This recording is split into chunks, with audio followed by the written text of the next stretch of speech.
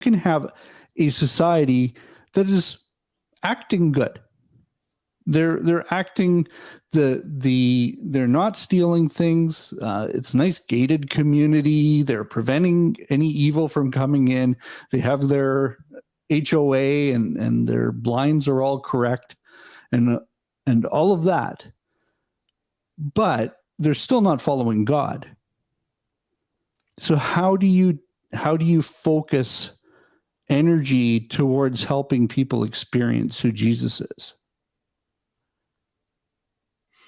I think like as Brittany said, I do agree that the role of government, and we see that in Romans, is to stop hurting those people because of the depravity of, let's say, the government or the society at large. But as you say, how do we see the government do that when they're going in the wrong direction? Government is like, it's not like an individual where you can have a chat over coffee and sometimes see a big change and then things straighten out.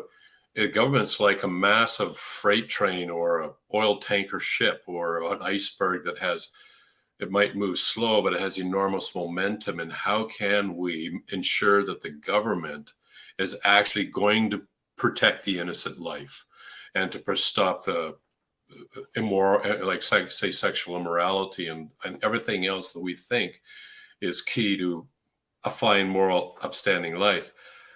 And there again, that's the issue. How can we see that happen? And Christ seemed to focus on the intrinsic change that was required. And the New Testament commands us to pray for those in authority. Now, I know I see it online a lot of people just sneering at prayer, like, oh yeah, get down on your knees and pray. You might as well be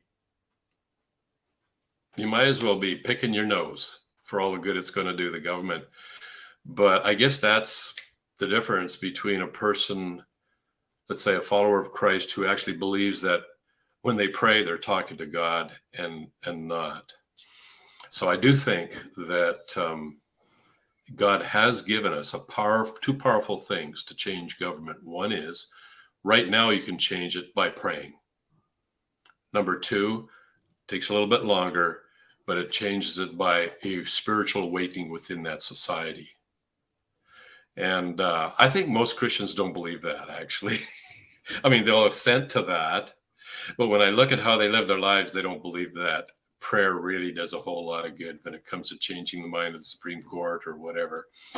And as far as changing the hearts of the individual in our society, I would say most Christians are not very involved at all in sharing their faith with friends and coworkers in a way that, is culturally relevant and appropriate. My observations. There may be pockets where that's more common than others. Canada's pretty secular, so there's lots of opportunity for trying to be salt and light in this world. But I guess the question we got to ask ourselves as Christians, do I actually believe that a spiritual awakening in my country could change the course of government, the Supreme Court, and the media? Do I actually believe that? Secondly, I'm actually honoring Christ's command to pray for those in authority.